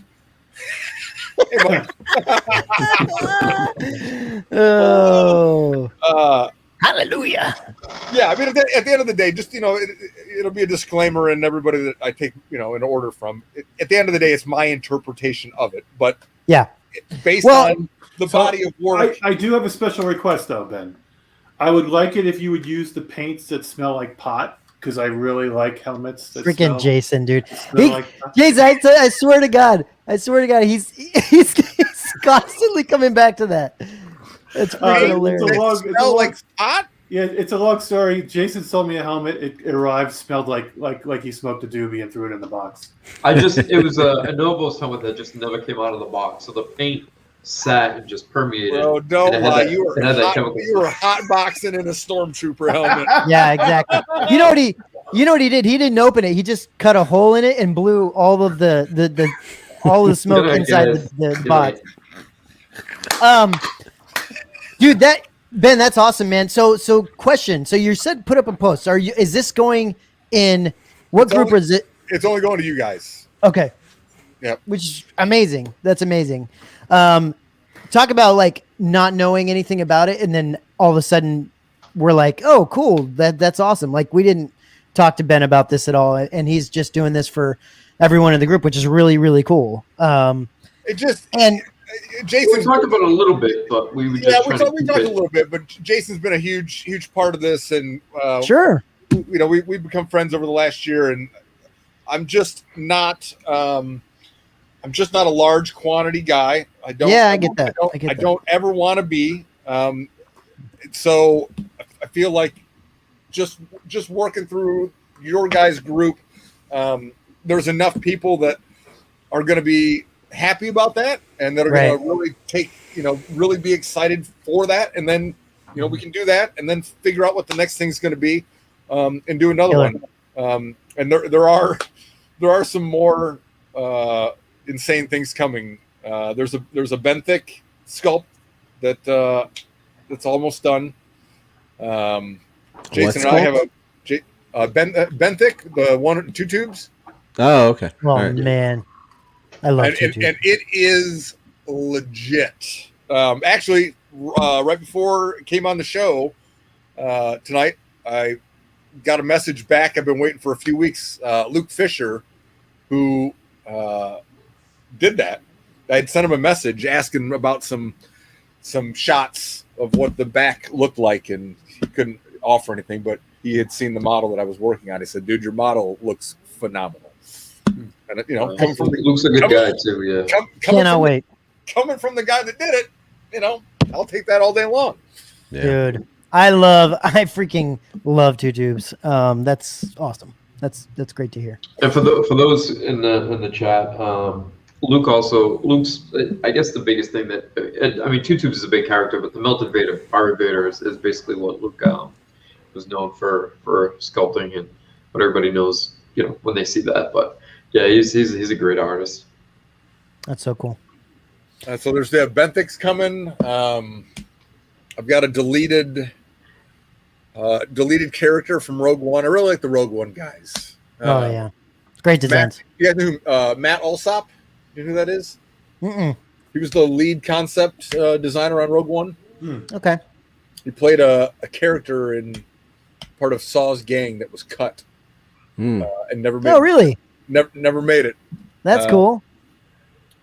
Maybe we can pull this up real quick. Dude, I love that all the Saul's dudes. I freaking love that shit. Like the black Scout Trooper helmet guy.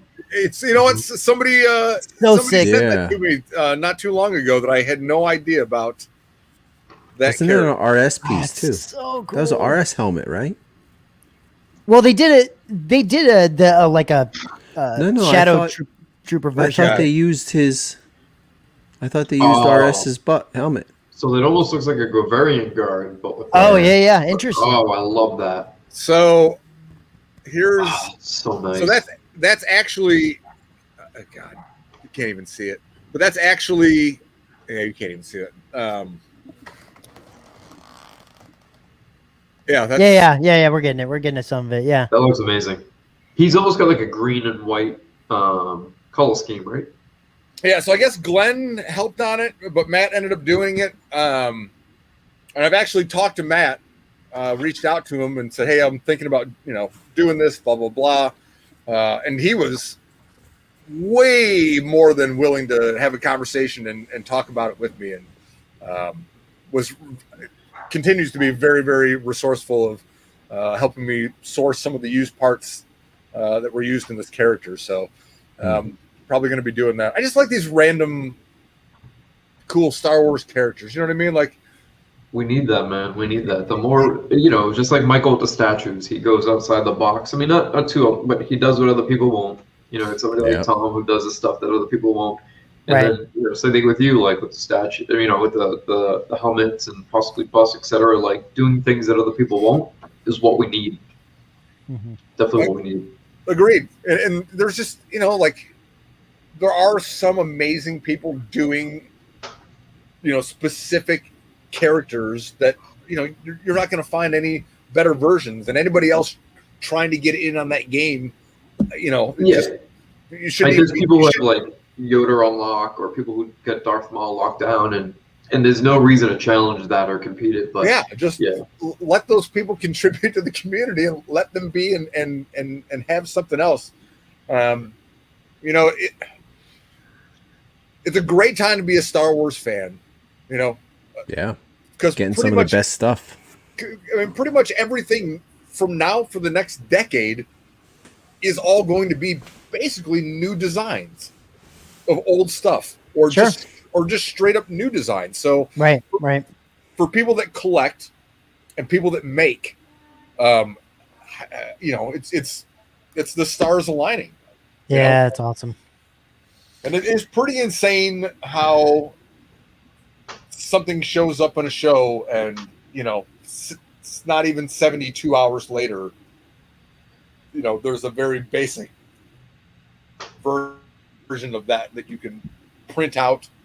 Yeah, it's crazy. And make for yourself. Right. That's true. Well, and think about, I mean, even Mike, look at Michael. Michael, the Mandalorian came out and he got on it. And he got their version, MYC's version of Mandalorian out pretty quick.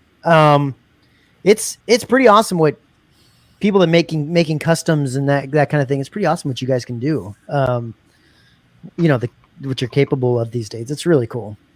I want to share a story with you guys. It's very, very relevant, and I don't think anybody else will be able to appreciate it as much as you guys do.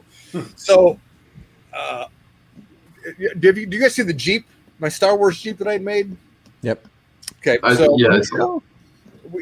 when you asked me earlier what kind of got me back into this, so just had my 4-year wedding anniversary. My wife and I have been together 5 years. Oh, congrats! Thanks. And it's somewhere 3.5 years ago. I just want to make a Mandalorian costume again. I just want to get back into it. And I wasn't doing anything related to what I'm doing now. Just I was working some shit job that I hated, getting up every morning, just wasn't that. And so I was going to I wanted to design a female Mandalorian costume. Mm-hmm. And so I spent weeks scouring the internet for inspiration, and all I could come up with was no knock on the Mandalorian mercs, but like mirrored visors don't have any place in Mandalorian live action. It's just sure. Just never going to happen. So after weeks of looking, I come across a single image, and the second that I saw it, I go, oh, that looks like it belongs. And so I found that image. It was some concept art for an unused Star Wars video game. And I actually took 2 of those things and put them together and created this bounty hunter that I started working on doing a scratch build. Jump ahead about 6 months later, I buy this Jeep, and I'm looking for a color palette, looking for some inspiration. And so I'm scouring the internet for Star Wars vehicle reference, and I come across this concept art, this speeder bike, and I go, oh, that's it, 100%. Knew it the second that I saw it. 2 days later, I realize that the same artist created both of these images. And his name is Brian Mateus. And so I reached out to Brian, and this is like almost 2 years before the announcement for The Mandalorian even hits. Oh, wow. And he was very kind, and he chatted with me back and forth, and slowly built a tolerable, friendly conversation on online via Instagram and whatnot that lasted almost 2 years. And the second that image, the first image from The Mandalorian of him walking through the streets, the second that image came out, I was like, that's fucking Brian. Crazy. And text him, and it was like, oh, I can finally talk about it. That's crazy. That's awesome. Which is nuts. Awesome. So we still talk, fairly frequent. If I'm ever out in the San Fran area, I'm sure we'll have a beer. That's so cool, dude. I know. That's so cool. Well, and Ben, I love that you're I love that you got back into it and that's what you're doing now, you know? Like that's freaking awesome, dude. That's really cool.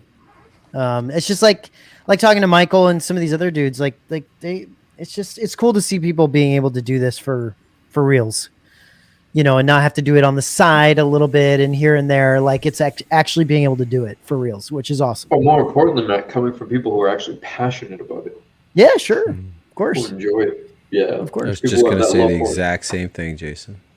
Yeah, I mean, the wheels are never off, and you know, and dude, bottom line, I wouldn't be in this position without, you know, the full 1,000% of my wife just going, go for it, you know, do it. Yeah.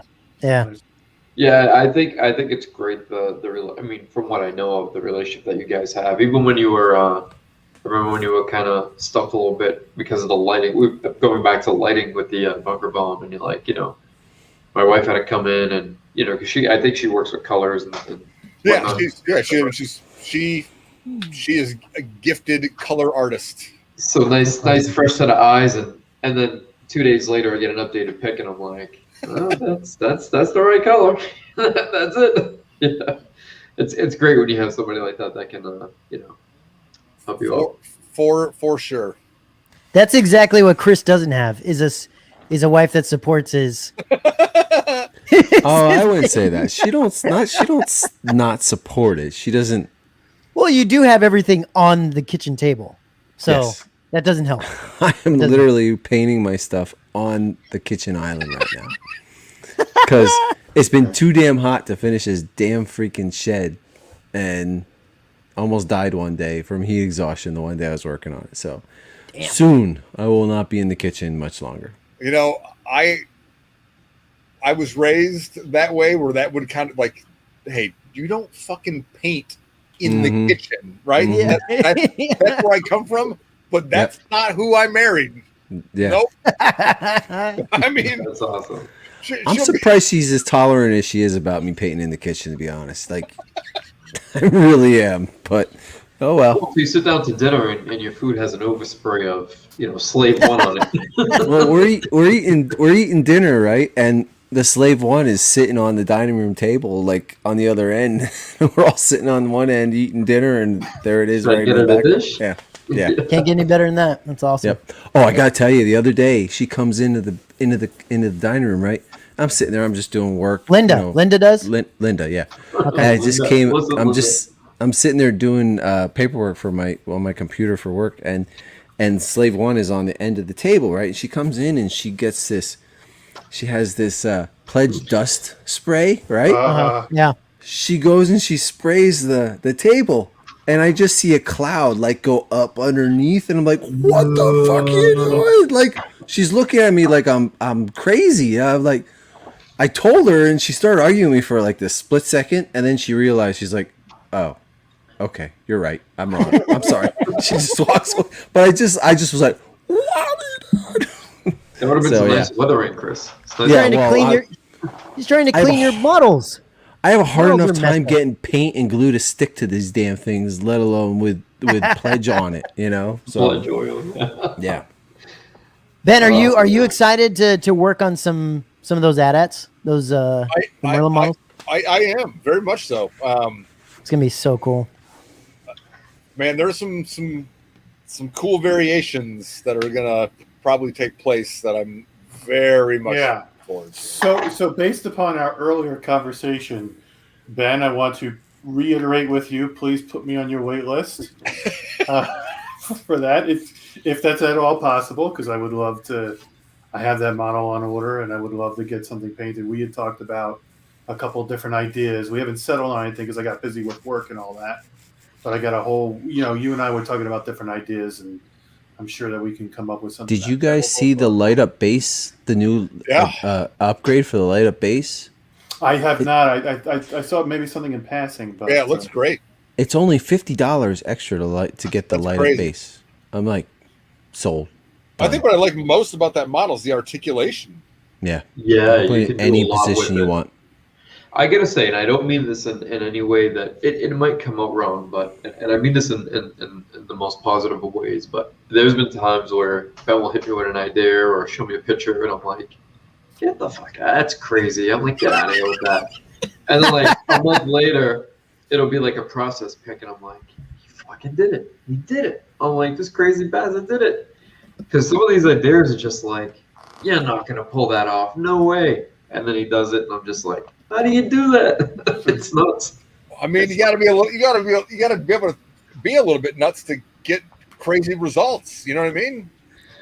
If you don't, it's just, yeah, you're right. I mean, it's got to take that type of thinking to actually, be the person to follow through with it and pull it off. But it's just sometimes like you think about it logistically, and you're like, well, yeah, on paper or in a theory it looks good, but how are you going to do it? And then when I see, hey, look what I did, and I'm like, wow, you did it. It's crazy, man. So thinking about that, I can only imagine what some of these ads are going to look like when all said and done. Well, I appreciate that, buddy.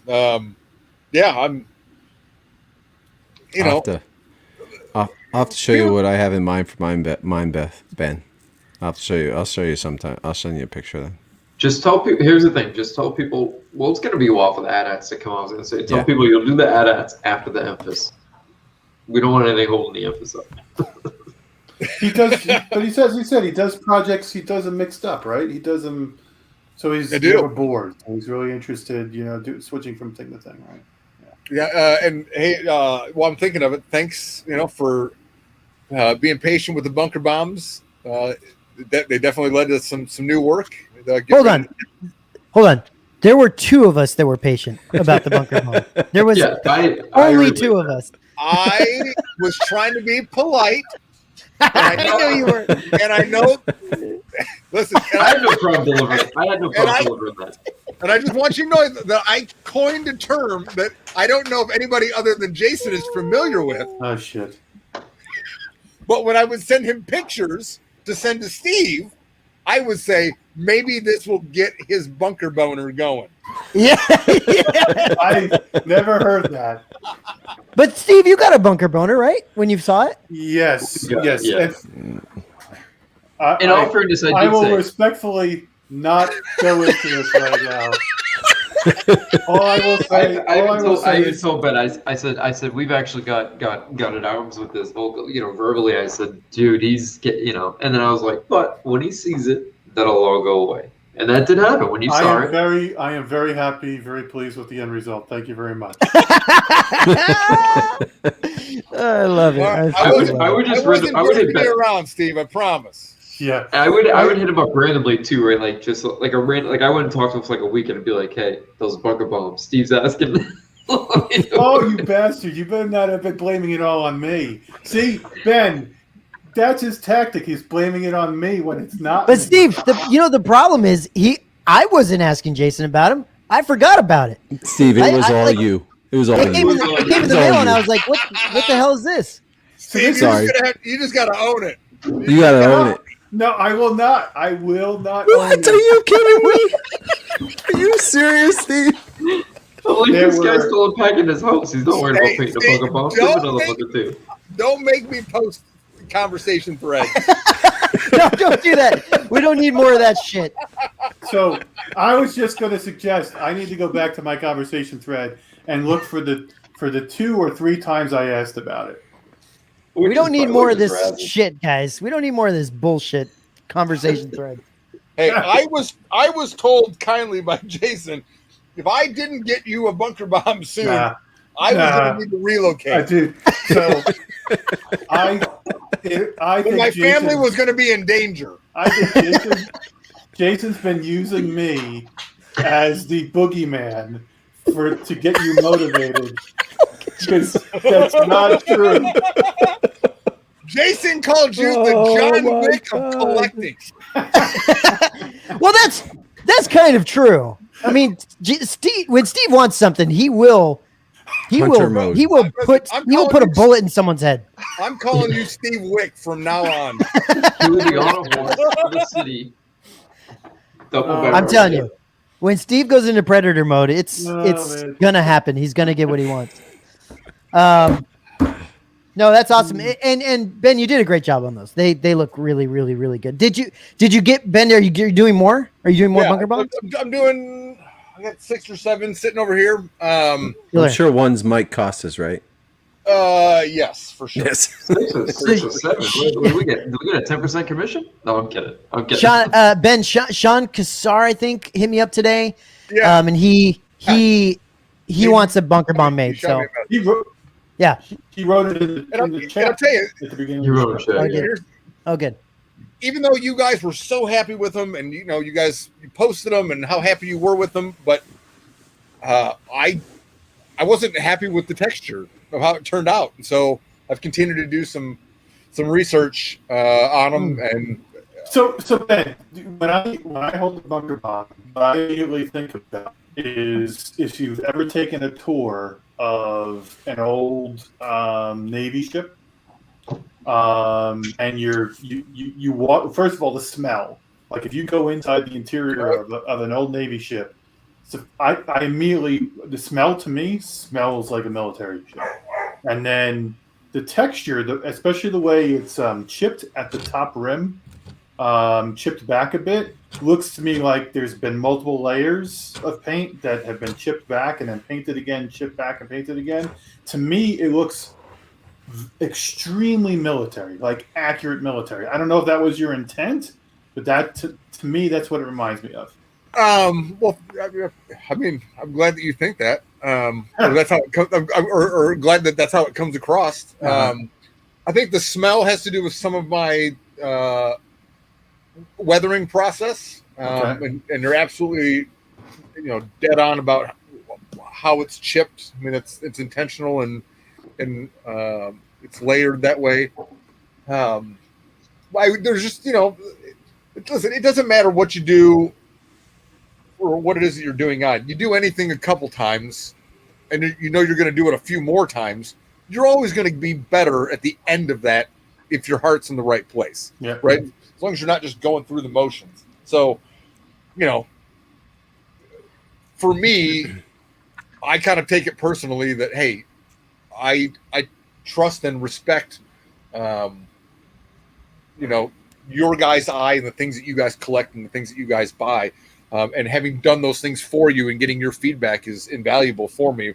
But I still think that I can do them better, and so hopefully the next 6 or 7 that I do, hopefully you guys will go, oh, fuck, why didn't you do that on mine? I go, well.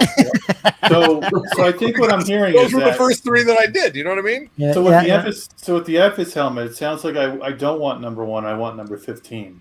It sounds. Like. That's a pretty smart move right there. Yeah, but Ben's gonna be crippled by the time he's 15. Yeah, by the time he's 15, he's gonna be done with the run. But hey, Steve, I don't know if you can wait that long. You know what I mean? No. Now that we talk, He's gonna be like this. He's gonna be painting one more. He's gonna be like,